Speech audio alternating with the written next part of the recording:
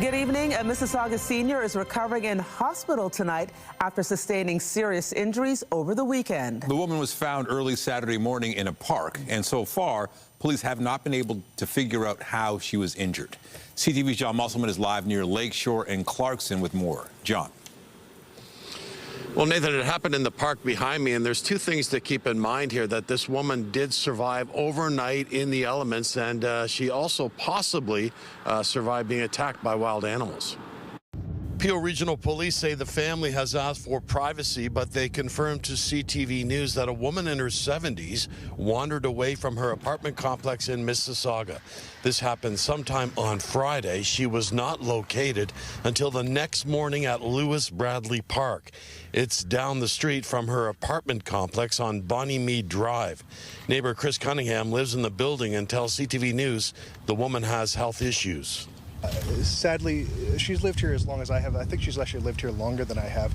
And it's a really tough situation for the family. From what I can tell, we've all known that she's had dementia for a long time, and it's really gone downhill. Police say when the woman was found, she had limb injuries. She is recovering in hospital. They won't say for sure if she was attacked by coyotes overnight. When she was located, the woman was suffering with limb injuries to her lower body. At this time, Peel Regional Police cannot confirm or deny that a coyote was responsible for the injuries, as there were no eyewitness accounts. We do not believe the injuries were caused by another person or that foul play was involved. Investigators have interviewed neighbors who live near the park and collected security video. Residents say coyotes are common in this area near South Down Road and Lakeshore Road West in Clarkson. It's unfortunate that, the coyotes are becoming a little more active in the area, and that, it's starting to have influence on people and their pets. I feel scared. I do. For his part, Cunningham says people shouldn't fear coyotes despite what may have happened. I've come across them so many times, but really, and I'm lucky to be a bigger guy, but at the same time, anytime that you see them, they're not coming after you. They realize that you are not the prey they are looking for. We reached out to the city of Mississauga to find out if there have been any reports of aggressive coyotes in the area. In a statement to CTV News, city officials tell us that the city of Mississauga has no information to confirm what caused the woman's injuries. There have been 10 reported coyote incidents in Mississauga this year involving dogs or cats. No incidents have been reported in Ward 2. That's the location of Lewis Bradley Park in 2025. And we just want to confirm once again that the woman is recovering in hospital. Her injuries are not considered life-threatening. Reporting live in Mississauga, I'm John Musselman. I'll send it back to you. Thank you, John. Just ahead on CTV News, a local police department is turning to artificial intelligence to help manage non-emergency calls. We'll tell you why police are turning to the technology and the response. The first snowfall of the season was a record breaker here in the city. Nearly 10 centimeters fell on Sunday. And the snow continued this morning, making it a tricky morning commute for some. CTV's Janice Golding was able to get to work. She's live outside tonight with more on how people are dealing with it all. Janice. Hi, Andrea. Yes, winter arrived a little earlier today than usual this year. In fact, about a month before expected, and that caught many of us unprepared. Here is how the day unfolded in Toronto. For many of us this morning, cleaning off the car was a chore we weren't prepared to face just yet. This came actually without warning, essentially. Environment Canada saying Toronto saw 10 centimeters of snow yesterday at Pearson, with 17 centimeters falling in Hamilton, the highest amount in the GTA. Oh, isn't that terrible? It's cold, very, very cold, and I don't like the snowfall. This is the first day of snow, so maybe our body is still adjusting.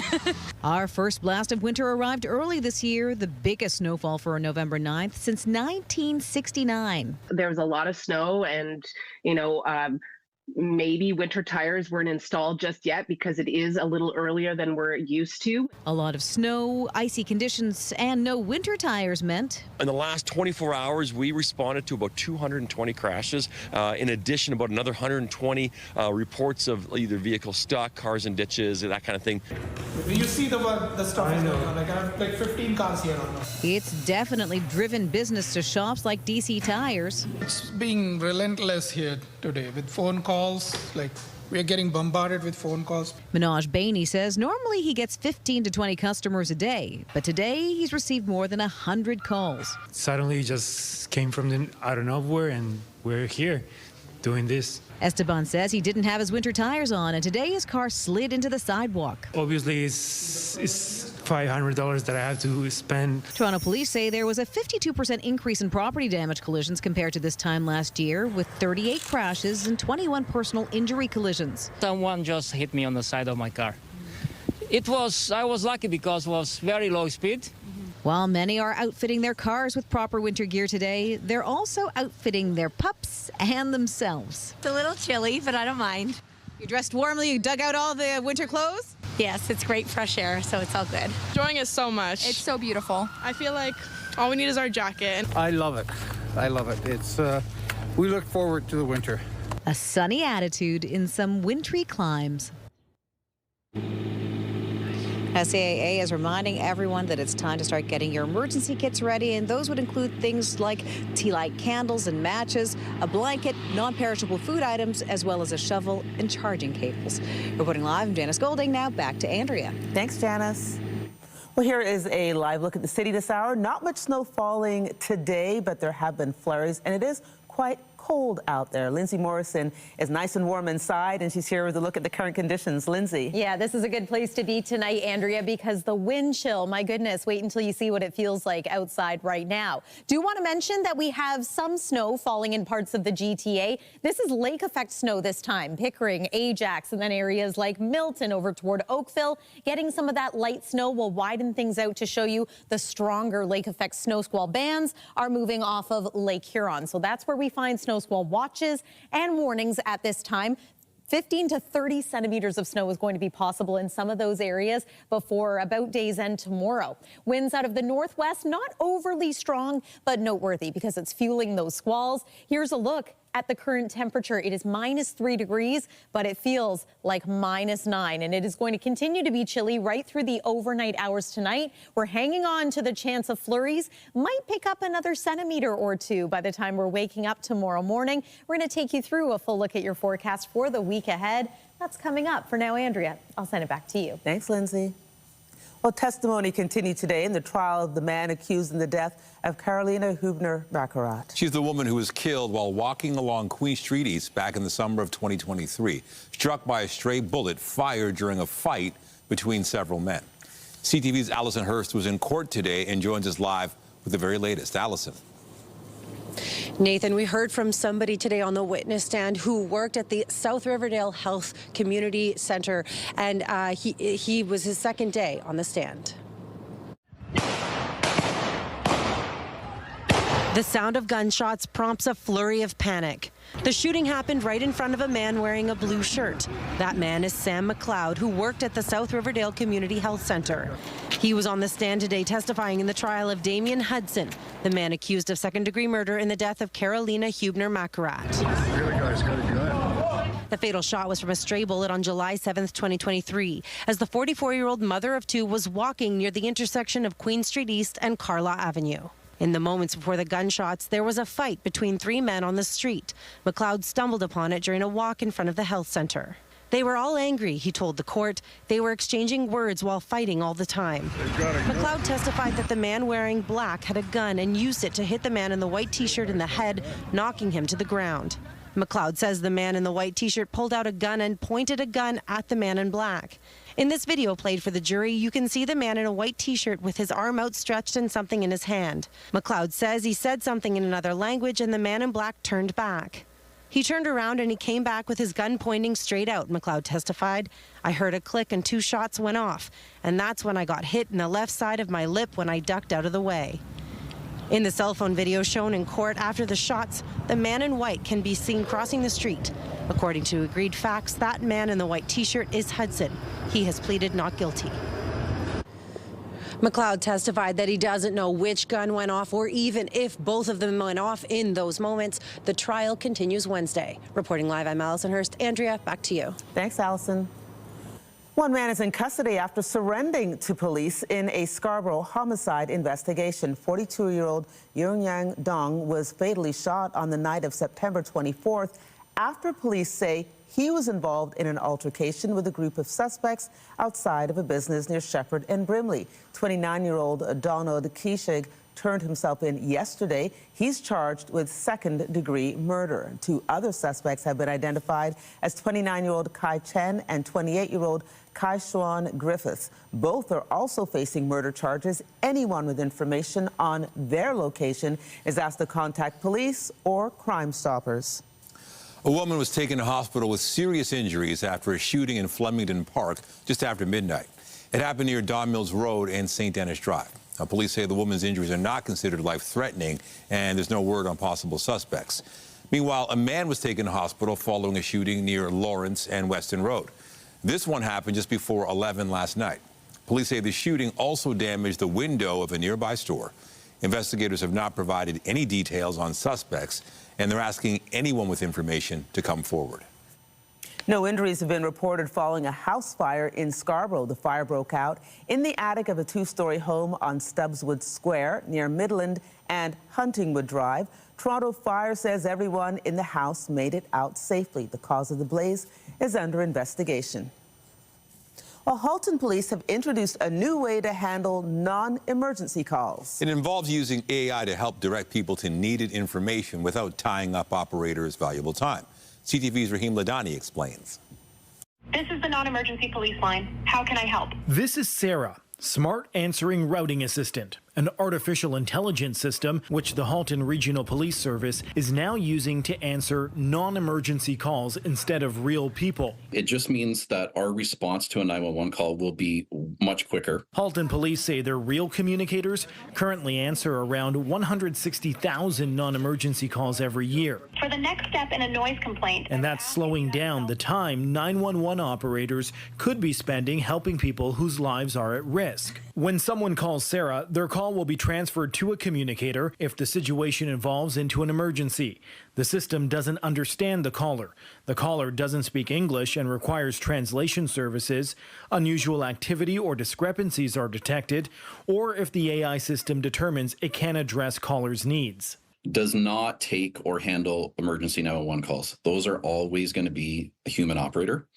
What Sarah does is listens to the first portion of a call and decides if that's something that the AI system can handle on their own. The AI platform has already partnered with Peel Regional Police, Winnipeg Police Service, and the San Diego County Sheriff. Developed by the company Hyper, it touts the ability to be conversational and empathize with the caller. We've all had that terrible experience of kind of waiting on hold with a bank or an airline, having to kind of repeat ourselves 3 or 4 different times. What we've built here is leveraging the very latest in AI, so it can be fully conversational, so it can sound like you're talking to humans. Cybersecurity experts say AI continues to get stronger. However, there are still potential gaps when it comes to leveraging technology for public safety.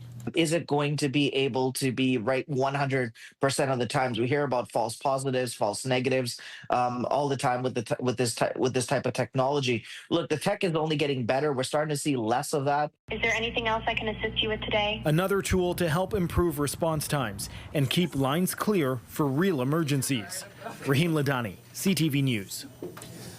The province's decision to sideline school board trustees has sparked anger amongst a group of parents. They say the move is specifically impacting students who need special education. CTV's Queen's Park Bureau Chief Siobhan Morris reports.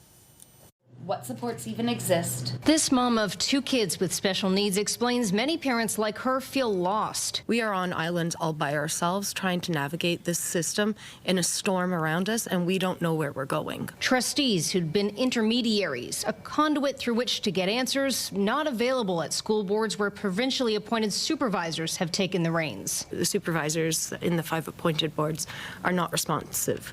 They're not responding to emails or calls or parent queries. With fear of creep to other boards, advocates are urging parents to bring their problems to the Minister of Education, dubbing him a super trustee. Did your school board increase the size of your child's special education class in a way that makes it harder for your child to learn? Better call Paul. Paul Calandra has turned off the streaming of board meetings and accused trustees of squandering money and time. Disability advocate David Lepofsky argues trustees have been blocked from making meaningful decisions to help students. What the heck are they there for? So the solution isn't take them away. It's empower them to actually overcome the tyranny of the education bureaucrats. The Ford government has sped up the process to pass Bill 33, which would make it easier for the minister to take over school boards. I want it passed so that I can take action, not only in the boards that we're supervising, but across the province to ensure that teachers get what they need and that kids succeed. A spokesperson for Minister Calandra emphasizes that funding for special education has been boosted by more than $1 billion since 2018. It says school boards were put under supervision to restore accountability and trust. Calandra is still considering eliminating trustees entirely, making a decision by the end of the year. If this cancer grows, we're all in for a great deal of trouble. At Queen's Park, Siobhan Morris, CTV News. We're getting some hints from Toronto's mayor about what the city's next budget could contain. Olivia Chow is pledging a more affordable year ahead for taxpayers in the months leading up to the mayoral campaign. CTV's Natalie Johnson has details. We can dream again. We can get our swagger back. In a stump-style speech to the Canadian Club today, Mayor Olivia Chow touted her vision for the city. The vision of a city that is safe, affordable, and caring has guided every day of my work at City Hall. 2.5 years after taking office, trumpeting the expansion of student nutrition programs, library hours, and protections for renters. The early reopening of the Gardner and the King and Church intersection, and signaling another transit fare freeze in the future, despite a massive $232 million operating budget pressure on the TTC's books. We'll do it again in January 2026. When the city's finances are stable. Yes, oh, thank you. Promising, too, a more palatable tax bill next year after raising taxes 6.9% last year and to 9.5% the year before. I'm confident that we will be able to give taxpayers a break next year. Yes,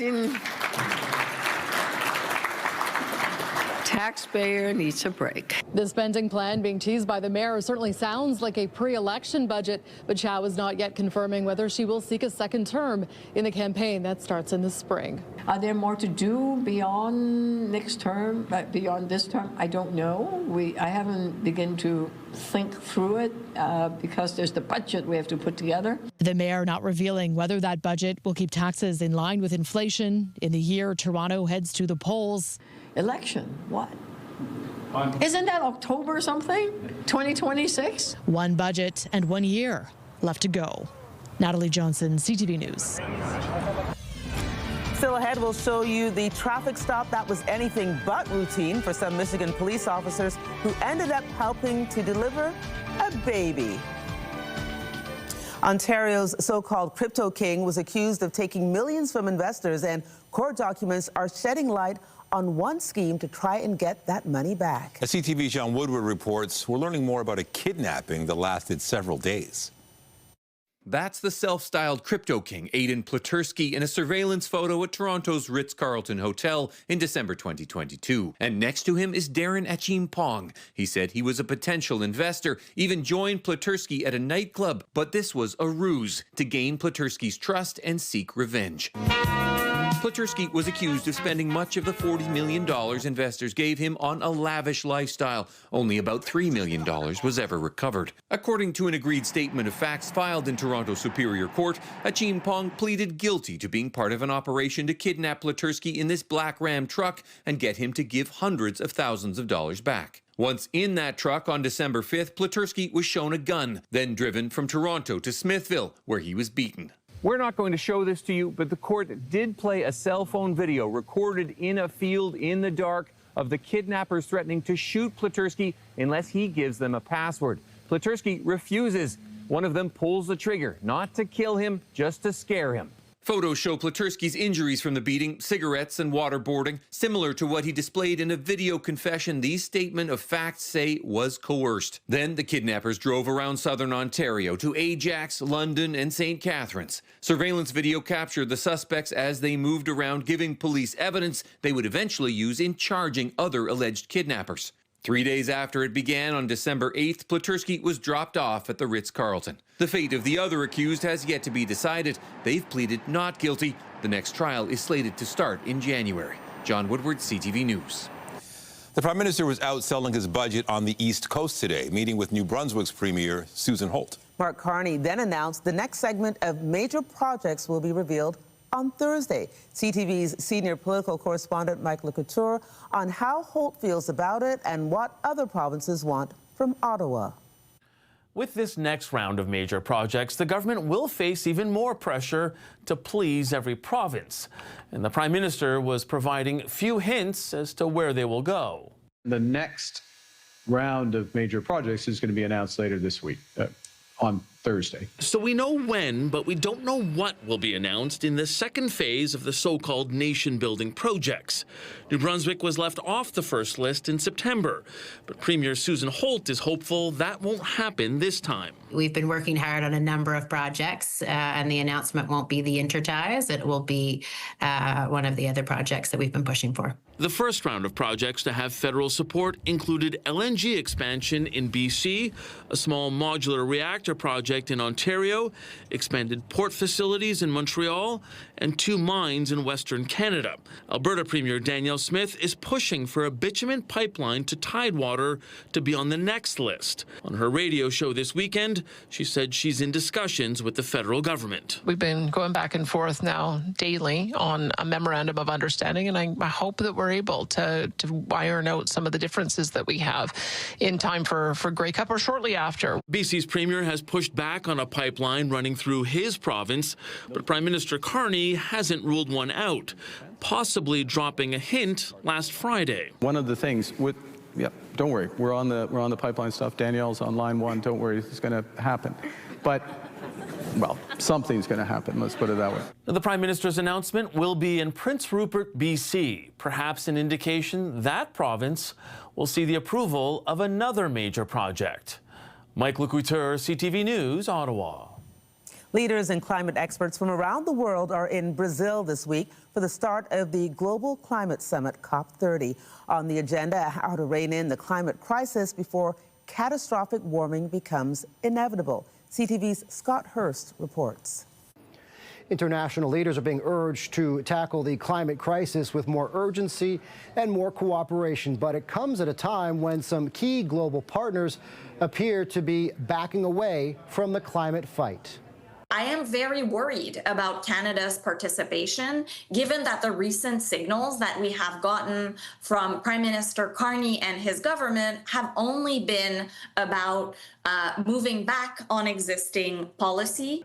The Canadian delegation might face some criticism at the COP30 summit getting underway in Brazil as climate observers point to the recent budget that's big on development and an expansion of energy projects, but a retreat of some Trudeau-era climate policies. Environment Minister Julie Tabruzin, who's leading Canada's delegation, however, pitching the Liberals' climate competitiveness strategy as a shifting approach that she claims will connect climate ambitions with economic growth. But the framework is short on details and provides no update on where Canada stands on emission reduction targets. This strategy connects our climate ambition with a plan for economic growth. It prioritizes measures that deliver the greatest emissions reductions and increases competitiveness at the lowest cost for Canadians. To no surprise, U.S. President Donald Trump is not attending COP30. He's been critical of climate science and has pulled the U.S. from the landmark Paris Agreement of a decade ago, meant as a framework to hold nations accountable in limiting warming. That's leading to questions about the relevancy of the summit and its ability to pull nations together when some are pulling back. Scott Hurst, CTV News, Toronto. In Washington, there's finally some hope. The longest government shutdown in U.S. history could be coming to an end. I would encourage every member of this body, Democrat or Republican, pro-bill or anti-bill, not to stand in the way of our being able to deliver the coming relief quickly. The American people have suffered for long enough. 8 moderate Democrats voted to advance a compromise deal last night, clearing an initial hurdle in the Senate. The bill could bring relief to families whose food subsidies have been disrupted, as well as thousands of federal workers who've gone unpaid and travelers who faced canceled flights. But both parties in the Senate must still agree to have a final vote. Then the Republican-controlled House must also sign off on the bill. Then the president would need to sign it into law.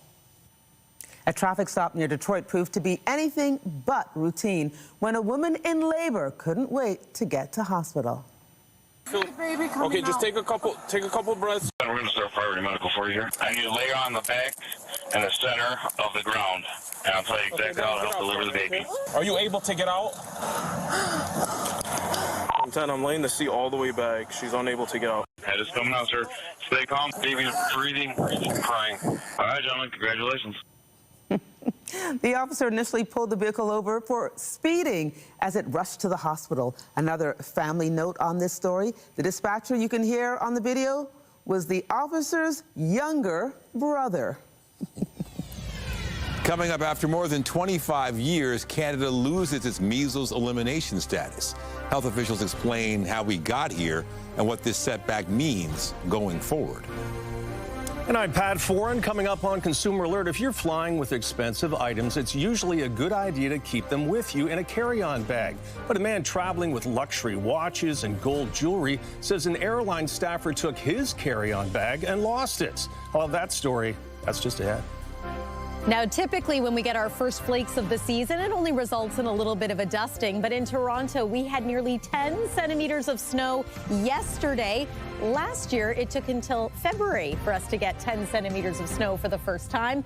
Here is your Remembrance Day forecast for tomorrow. I know lots of people are hoping to get outside to the local cenotaph for various ceremonies. At 11 a.m., we expect it to be about 2 degrees, so a little chilly. And yeah, still some flurries out there. We'll show you when the flurries change to rain showers coming up. And stay with us. We've got another full night of great shows for you right here on CTV.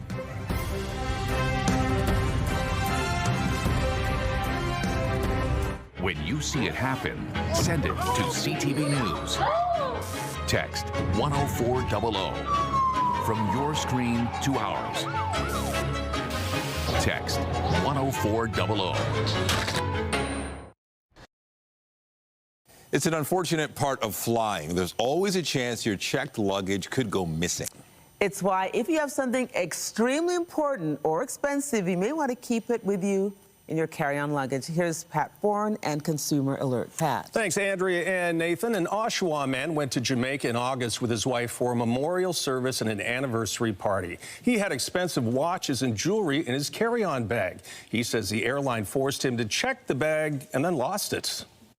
You knew you had expensive stuff in that bag, which is why you wanted to keep it with you. That is why I wanted to keep it. Stafford Gordon of Oshawa is a collector of gold jewelry and luxury watches. In August, he went with his wife to Jamaica for a memorial service and to celebrate their 34th wedding anniversary.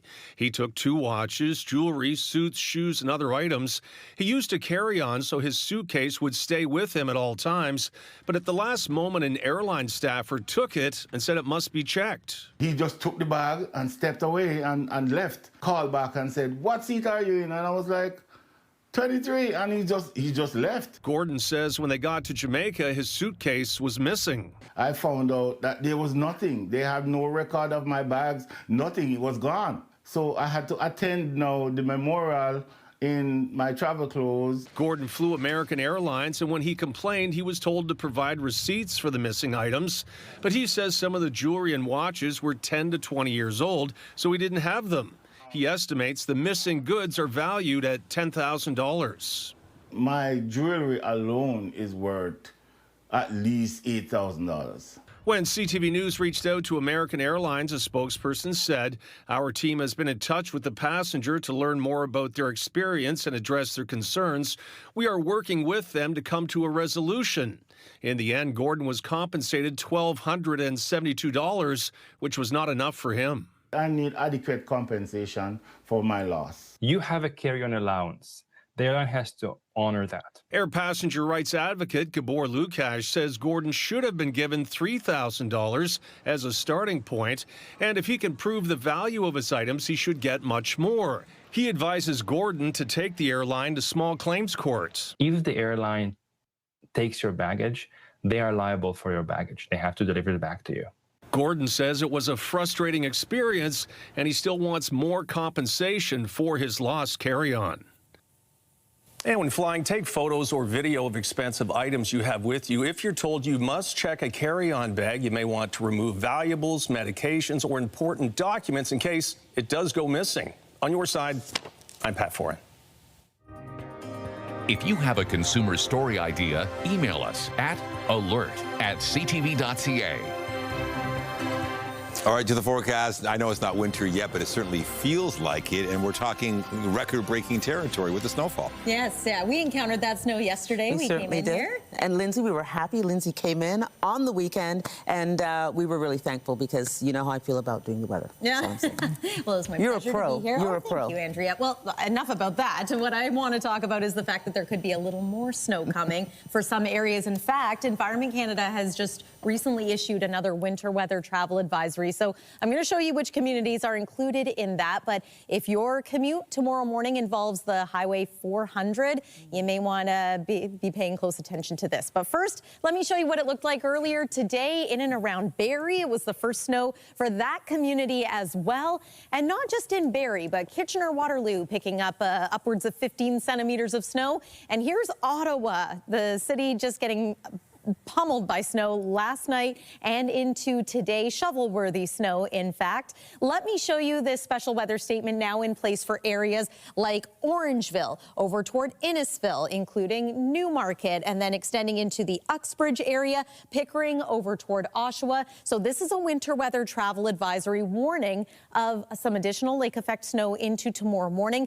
Some of these communities may pick up an additional 5 to 10 centimeters of snow if the snow squall impacts just right. So we're seeing lake effect snow off of Georgian Bay. We're seeing more defined squalls make their way off of Lake Huron thanks to some cold northwesterly winds. And yeah, the result is more snowfall in many of these locations that I talked about, maybe even a trace to a couple of centimeters of additional snow for downtown Toronto. As we make our way through the next couple of days, we will slowly see the snowfall change over to some rainfall. There's a look at the additional couple of centimeters expected for Toronto. Some of these areas, the numbers are actually going to be much higher because with very localized snow squalls, you can pick up 20 to even 30 centimeters of snow during a lake effect snow event. Visibility can be greatly reduced and it can be quite dangerous downwind of Lake Huron and Georgian Bay when we have this type of setup. So there's 7 a.m. You can see portions of the GTA being clipped by this.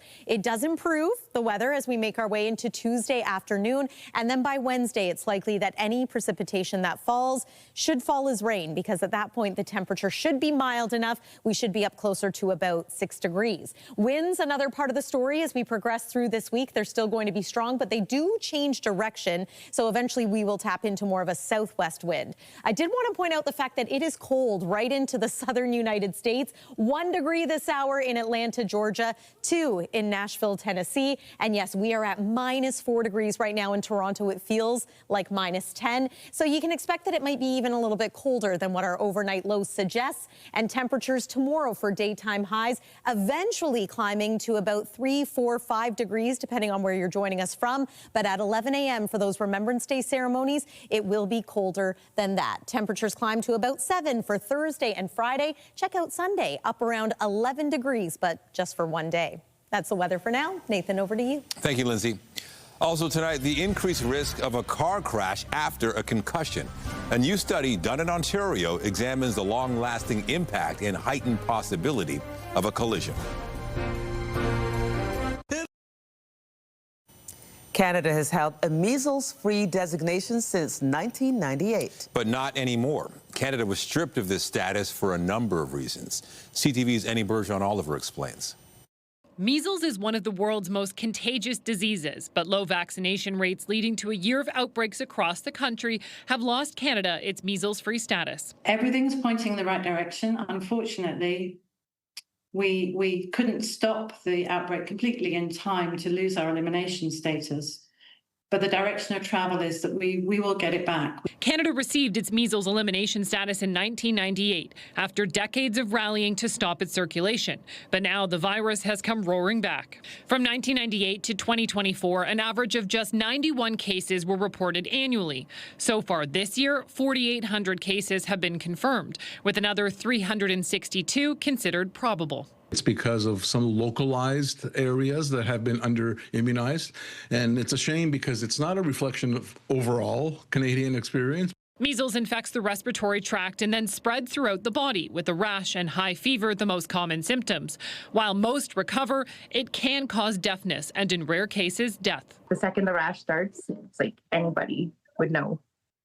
Literally from head to toe, under their feet, in between their toes, everything. Michelle Sear's daughter was hospitalized with the measles last month. Sear has no idea where she caught it. Make sure you do your vaccinations.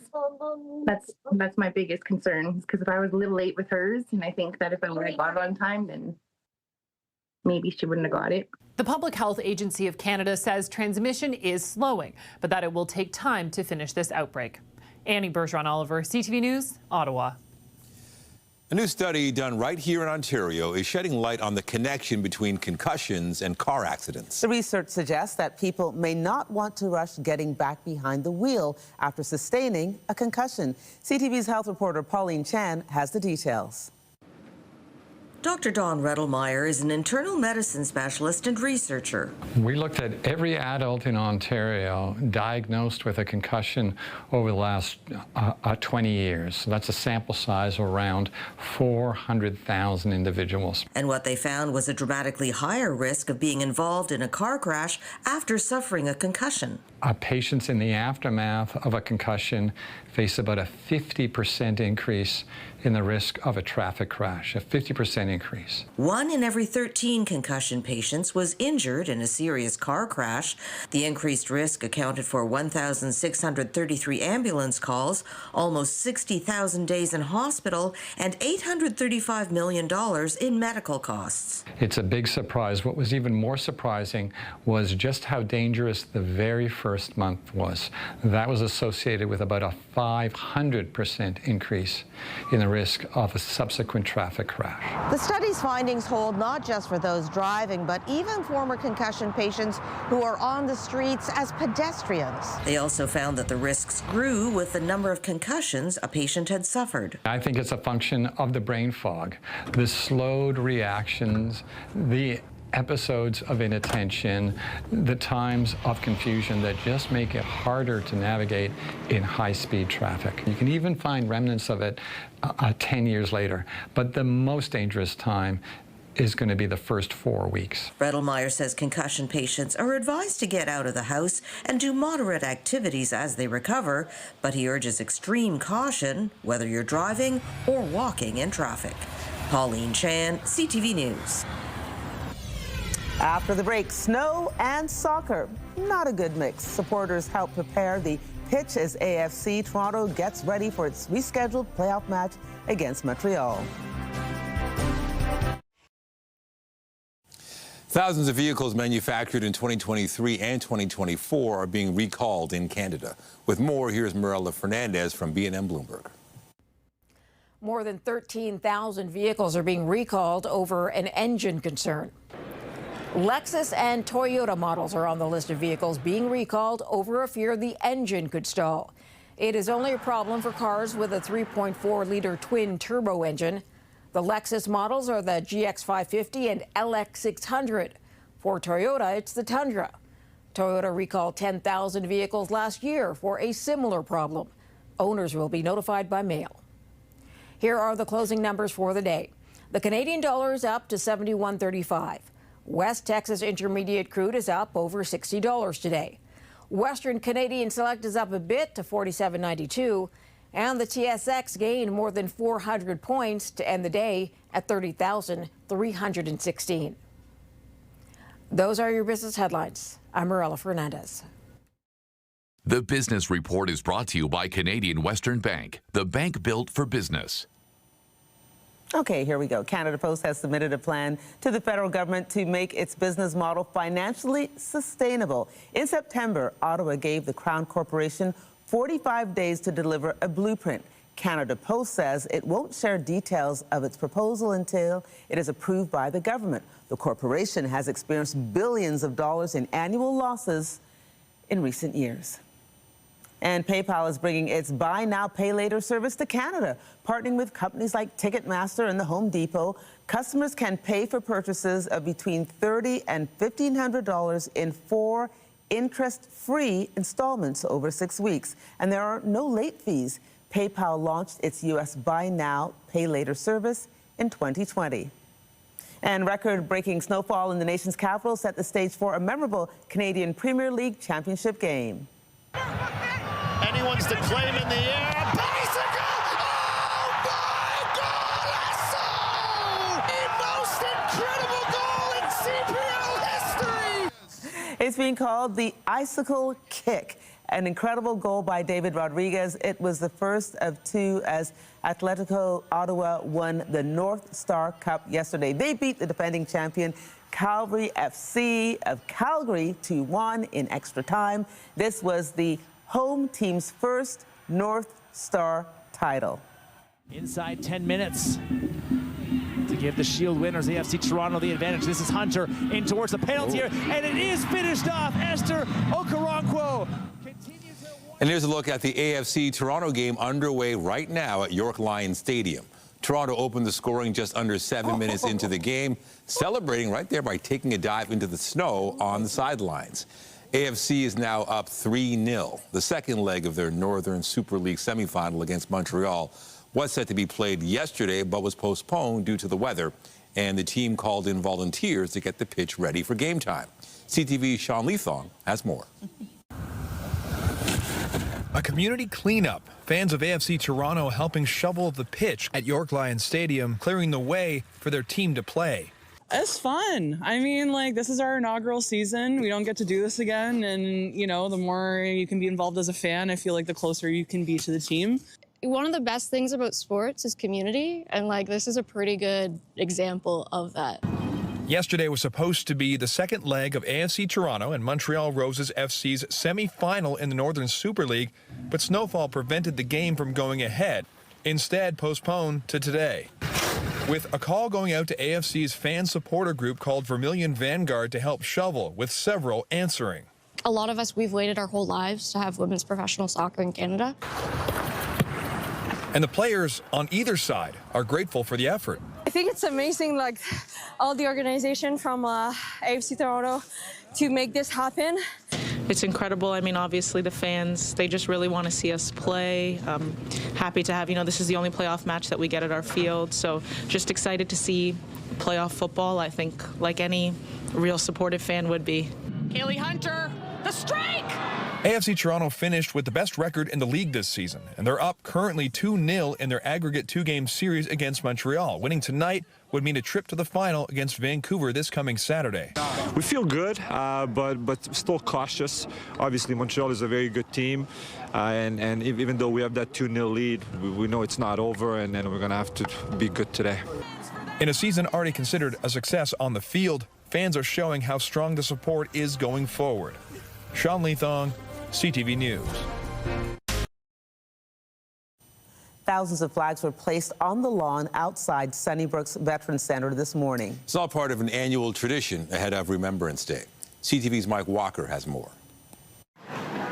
One by one, Canadian and Indigenous design flags are being planted. A poignant symbol honoring the service and sacrifices made by veterans who live at Sunnybrook's Veterans Center. It gives me a kind of a joy to see that happen. Like 74-year-old Oswald Reese, he served with the 48th Highlanders and participated in several UN peacekeeping missions. I just look at it and remember all the soldiers, everybody that take part in the wars and what they have done. And to get a happy feeling to know that we did something that make the world a better place. This is the 15th year for Operation Raise a Flag. All day, a small army of volunteers, staff, and military members have been planting 30,000 flags on the lawns in and around Sunnybrook, a display veterans will wake up to on Remembrance Day. I think it's so important that we appreciate learn and make sure we remember. It's a tradition here for us to have Veterans Week and to really pay tribute to the sacrifices that they made for us, for Canada. Each flag represents a donation from the community, with the proceeds supporting several programs offered at the Veterans Center. Programs meant to enhance the quality of life for veterans, including a music room, photography club, and recently a new library branch. Average age is about 97, 98.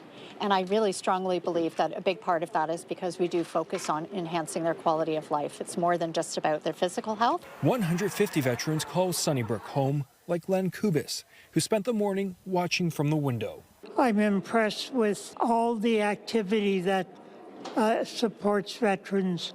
He was a navigator with the Royal Canadian Air Force and says it's an overwhelming display of gratitude.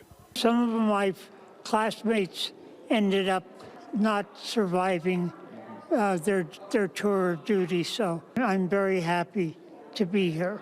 During a solemn time of remembrance. Mike Walker, CTV News.